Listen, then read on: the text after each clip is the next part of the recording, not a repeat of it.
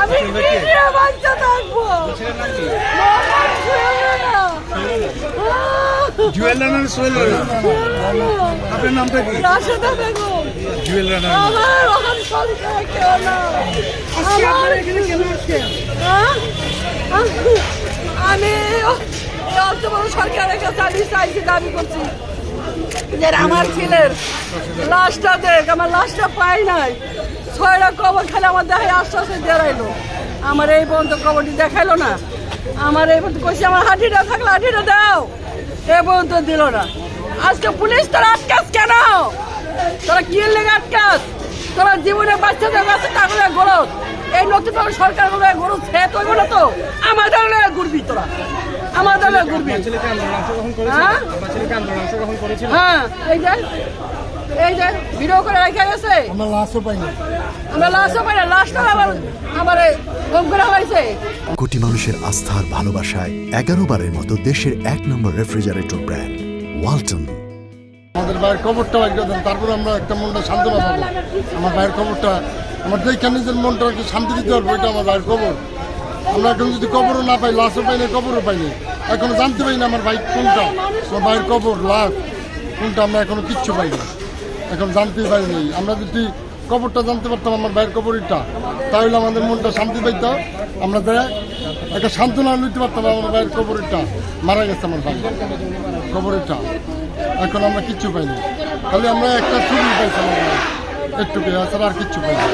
আমার ভাই একটুকু পাইছি আমরা নারীদের কাছে দাবি করছি, প্রধান উপদেষ্টা ডাক্তার ইউনূস স্যারের কাছে দাবি করছি আমার ভাইয়ের কবরটা বাইর করে দেন, কোনটা আমার ভাইয়ের কবর, আমার ভাইয়ের কবরটা চাই আমরা। আমার ভাইয়ের লাশটাও আমরা পাইলাম না, একটা শেষ দেখারও দেখতে পারলাম না আমার ভাইয়ের কবরটার ভিতরে এক মুঠো মাটিও দিতে পারলাম না। ভাইয়ের নাম কি ছিল? মোহাম্মদ সোহেল রানা। কি করতেন উনি? উনি কি করতেন? উনি গেঞ্জির ব্যবসা করতো গার্মেন্টসের।